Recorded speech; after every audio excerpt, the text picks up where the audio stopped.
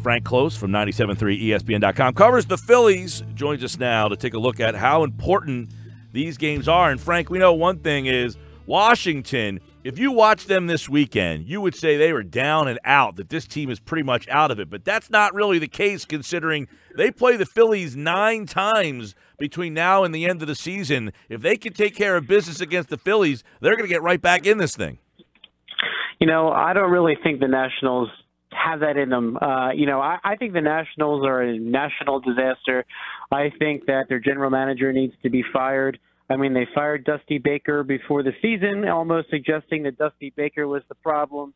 Dave Martinez, rookie manager, coming in. You know, it's not to say that Dave Martinez isn't going to be a good manager someday, but he's a rookie. You know, if you have these guys that are ready to win and you're kind of making the statement that it's the manager's fault, it's just a disaster all around. I wouldn't put too much stock in the Washington Nationals. That being said, the Phillies are not a very good team on the road, and it doesn't matter that they're playing against bad teams. They've losing to the Mets, they're losing to the Marlins, they've lost to the Padres. What is it about this team that is different at home than on the road? We get it. Most teams are better at home. They feel more comfortable. But is it a certain style of play with the ballpark that fits this team better at home than it does when they play on the road? Yeah, I think they still kind of expect the long ball to come along some ways. You know, this Phillies lineup has been taking a lot more pitches than most teams. And that's kind of the strategy, you know, to kind of wear out the opposing pitcher. Like you saw the other day, Jacob deGrom just sort of rolled over the Phillies, pitching that complete game. Well, that's been pretty rare against the Phillies this year because they take a lot of pitches early, but taking a lot of those pitches, you still need to swing the bat at some point. And it seems like when they do, they're kind of counting on that home run, which they've tended to profile better at home to do. Frank Klose is with us talking some Phils. We'll get to his mailbag in just a second. At what stage of the season, Frank, do you start kind of labeling games as must-win games for this team? I think already you're there. The Phillies right now, they need to take care of their own business. And as you said, they're struggling against some of the quote-unquote bad teams. Now, the thing about the Mets is, you know, it really stinks that you played 5 games and you lost 3 to the Mets out of the 5. But at the end of the day, Jacob deGrom's still a heck of a pitcher, and it's really hard to overcome somebody like deGrom, and I think Jacob deGrom could win the Cy Young this year. So every team is going to have a problem with the deGroms. What I think they really need to do is beat the other guys. You know, when they face Jason Vargas with an 8.10 ERA, that's somebody you must win against. All right, so in some ways you sort of respect the competition. You know, Max Scherzer, for example, is going to give you a hard time, but you got to win the other games. You can't let the ones against Vargas get away when you're also going to lose the games against Jacob deGrom.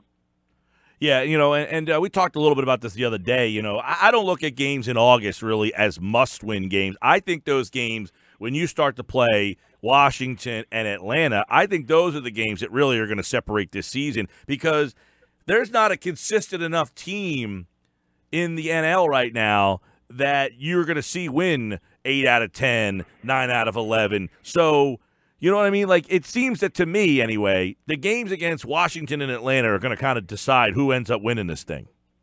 Yeah, and by the way, the Washington Nationals are dumping their assets. They actually just worked out 2 trades. They're sending Daniel Murphy to the Chicago Cubs, and Matt Adams is headed to the St. Louis Cardinals, who, by the way, back to the St. Louis Cardinals, you know, their old friend Matt Adams. The St. Louis Cardinals are a team that would concern me right now. They are surging like crazy.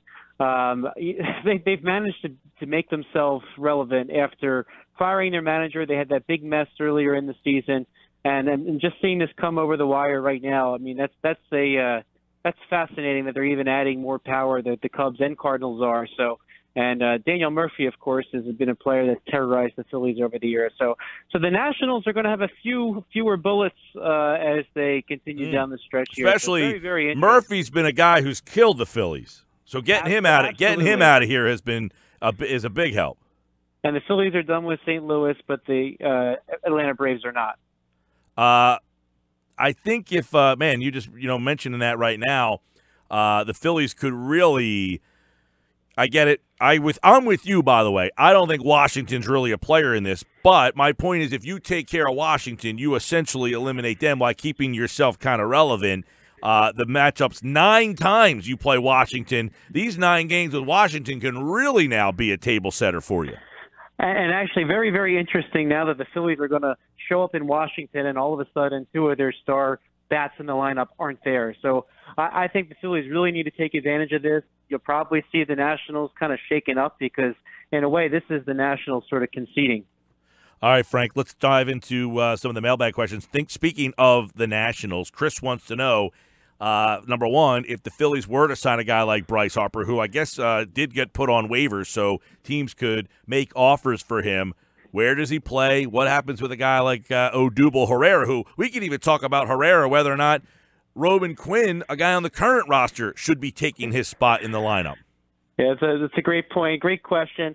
And actually, the latest on Bryce Harper is that somebody somewhere did claim Bryce Harper. Word kind of leaked out that I had heard that somebody had put a claim in on Matt Adams. Somebody else out there put in a claim on Bryce Harper. He's probably not moving, so it's kind of a non-story. I'm sure the Nationals will almost certainly pull Bryce Harper back off of waivers. But looking ahead to the future, my kind of thesis is this: if you can get Bryce Harper, you go grab him. If you can get Manny Machado, you go grab him. Whatever else happens beyond that is you figure that out later, right? So, you just do what you can to try to get the best players in the whole world, and everything else will work itself out. Now, in terms of Herrera, you bring up a good point with Roman Quinn because, it's got to be concerning. Herrera's batting 184 this month. This is the same guy that peaked on May 17th. He was batting 361. That's quite the fall. And you know what? I think the Phillies would not be having the struggles if Herrera was somewhere directly in between the 184 hitter and the 361 hitter. Right now they need the offense, and right now he has given them absolutely nothing. His head doesn't seem to be in the game. We saw that play the other night where just that small movement towards second base on that ball that he just sort of beat out a double play and then gave it right back to them when he made that motion towards second base and he was a dead duck at first base. So he just seems like he's lost at the moment, and the Phillies have to do better right now. And better is getting Roman Quinn some at-bats perhaps, because we have seen that Roman Quinn can bunt for a single and then steal second base. I mean, you know what?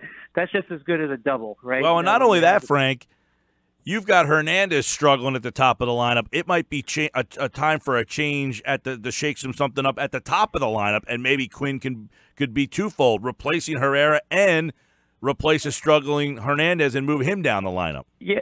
One thing I said about Hernandez, and I even said it on the air last week, is I'm kind of disappointed that he hasn't been using his speed. It seemed like this was going to be something different this year. He'd get on base, he'd try to steal a base, get onto second base.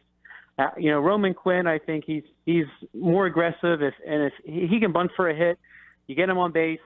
He steals second base. Maybe he even steals third sometimes. But that's really good when you have your heavy hitters behind you. You got to make something happen really from the get-go with this team, and maybe Roman Quinn can do a better job, and maybe that means Cesar Hernandez ends up batting further down in the lineup. Hey, Frank, Luke wants to know, would the Phillies take a flyer on Josh Donaldson? Now, this is an interesting question because, as we saw today, the waiver moves are happening. And, Josh Donaldson, he's scheduled to begin a rehab appearance, I believe maybe even today if he didn't start it last night. The Blue Jays want to move him, all right? So they already got their heir apparent at third base and other trades that they've made, and they also have Vlad Guerrero Jr., who's the third baseman. He probably won't stay there forever, but for now they have Vlad Guerrero Jr., who's going to start crushing baseballs in the major leagues any day now. So they really they have an incentive to move Donaldson. The problem with Donaldson is, one, he was hitting 234 when he went on the disabled list back in May, and you don't know what you're going to get per se. And at the same time, it's uncertain with his health. So you know what? If you're the Phillies, I think you keep your open mind to anybody out there, as we saw. We just mentioned a moment ago, like the couple other teams in the playoff hunt just added a couple bullets. When you get to September 1st, you can add your players to the roster. I would listen if the Toronto Blue Jays aren't asking for much. They already kind of got a left-handed bat in Jason Bourne, but maybe every extra bat helps. But I would rather see the Phillies do that for a right-handed type bat. But so I don't necessarily see them being a great fit for Josh Donaldson. I actually see Josh Donaldson as a good fit on the Atlanta Braves. Camargo's been very good, but he's also right-handed. Maybe you want him to get some left-handed at-bats at third base. And I'm not advocating for the Braves to go get him because, of course, that doesn't help the Phillies. But it seems like there are better fits for Donaldson elsewhere, and I think at the end of the day, somebody's going to take him off the Blue Jays' hands, and it probably won't cost them a whole lot. Frank, John wants to know, are the Phillies going to win the NL East or what? I had to do some digging here because, when you look at the rest of the season, I actually think the schedule favors the Phillies when you compare them to the Braves. As I just said, I don't think the Nationals are in it that much anymore. The Colorado Rockies just had a tough series against the Braves, and they swept the Braves in a 4-game series. The Phillies also have to contend with that Colorado Rockies team for 4 games, and that's in the middle of that last little stretch at the end of the season where the Phillies play the Braves 7 times in those last 11 games, while the other 4 are against Colorado in Colorado. So that's a tough series for the Phillies coming up, and they have one more. You look at the Phillies roster, they have one other tough series, and that's against the Chicago Cubs at home for 3. So the Phillies actually have kind of 2 series that you think, okay, they're going to give you some trouble. Now, this is separate from the times the Phillies and the Braves play each other. But when you look at the Braves schedule, I think the Braves actually might have a little tougher time because, they still have a series against the Boston Red Sox while the Phillies are playing the Toronto Blue Jays when they go back to interleague play for that last time. All right, so that's something the Phillies don't have. The Braves have one makeup game against the Chicago Cubs left. Okay, so that's kind of inserted there among a series with the Pirates, I believe, just because they had to make it up. And so that's another time where the Braves have an opponent that the Phillies don't have. And then you get to the month of September, and they have a 4-game series in Arizona against the Diamondbacks, and they have a 3-game series against the Cardinals at home. So, I look at the 2 schedules. I see 4 tough series for the Braves. And by the way, you could also argue that the Braves have 2 additional tough series. They're in the middle of one with the Pirates right now, and then they're also going to host the Pirates. Meanwhile, the Phillies, they don't have those types of opponents the rest of the way. They play the Mets a lot, they play the Marlins a lot, they play the Nationals a lot, which has been a problem for them. Yeah, well, it has. So the way I see it, the schedule favors the Phillies. So what needs to happen before you get to those last 11 days, I would really hope that the Phillies have like a 3-4 game lead. Well, and another thing, Frank, is the National League, the wild card spots are so up for grabs. Essentially, I mean, there are so many teams that are still in play that you're going to get it matched up with somebody who has some sort of importance in their game. Yeah, I really would look out for the St. Louis Cardinals. They're surging that strongly. I always say look out for the team that's surging. You think way back to when the Phillies first made the playoffs in 2007. That was a Colorado Rockies team that kind of surged into the wild card, and there was no stopping them. I'm always wary of that type of team. We saw it happen to the Phillies in 2011 when the Cardinals ran over the Phillies then. So it's going to be a fight to the finish. Now the Pirates were surging; they've kind of leveled off, but I think that the Cardinals are definitely going to overtake the Milwaukee Brewers for at least one of the wild card spots. 4 teams, by the way. The Brewers are a half game up in the wild card, and then 3 other teams are tied for the second wild card spot. The Dodgers are 2 back in the second wild card spot, and then the Pirates are 6 back. Washington 6.5. The Giants are 7. So you could really go down to San Francisco and say there's that many teams that have meaningful games left. Yeah, and I think the interesting thing there is you've got a couple of West Coast teams there that are going to be fighting each other at the end too, just like the Phillies are fighting the Braves. So that could be a matter too, where this all comes down to the wire throughout the entire division, except with the one exception being the Chicago Cubs, who really seem to have a division kind of locked up, and nobody else does.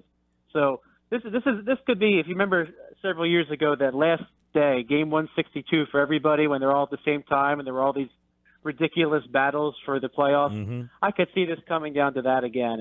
And you know what? That's a lot of fun. All right, Frank Klose, at Frank Klose with a K. By the way, the Cubs are 3 up on the Brewers in the Central. Arizona's a half game up on Colorado, 2.5 up on the Dodgers. And in the East, Atlanta is 1 game up on Philadelphia. In the American League, Boston's up 9, Cleveland's up 13. We have a tie in the West. So really the American League playoff spots pretty much all locked up over there. We'll be keeping our eye on it. Frank Klose right here on the Boardwalk Honda Hotline. Thanks, pal. Thanks, guys.